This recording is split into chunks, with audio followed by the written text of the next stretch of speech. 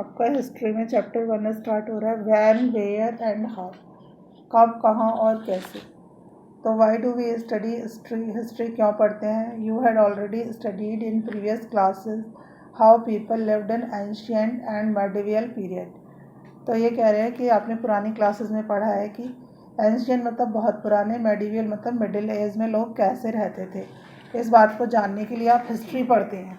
The world has never stood still, संसार कभी भी शांत नहीं रहा। It has been continuously changing as a result of the activities. तो ये कह रहे हैं कि ये हमेशा बदलता रहा एक्टिविटीज़ के रिजल्ट के लिए, of man in cooperation with his fellow man, लोग अपने सहयोगी साथियों के साथ में कॉपरेट करते रहे। The changes that have taken places in the last few 100 years have been very fast, पिछले 100 सालों में जो चेंज हुए हैं वो बहुत ज़्यादा फास्ट थे।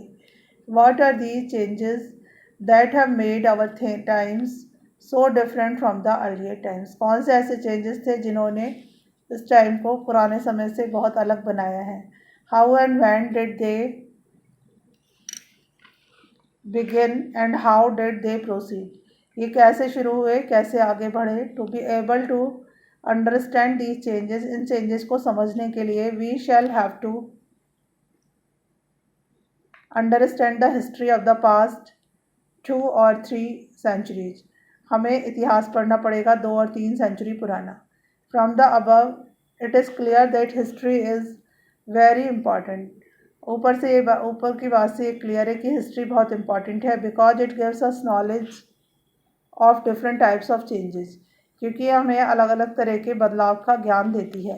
अ narration of present and past events, आज के और पुराने घटनाओं के बारे में बताती है। दियर कॉजेज मतलब कारण, उनके प्रभाव, लाइफ स्टाइल, पीपल, उनका जोग्राफिकल कंडीशन और ज़मीन के बारे में भी बताती है।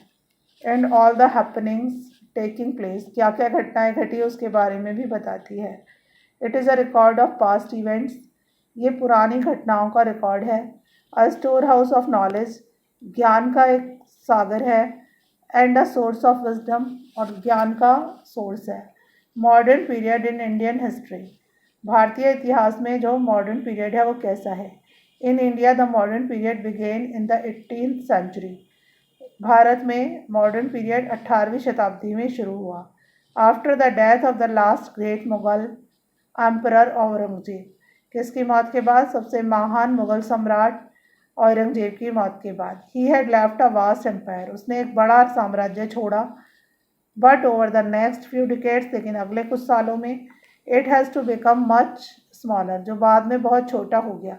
Bye the 19th century it existed in the name only, केवल नाम रह गया 19th century में। His 3 sons fought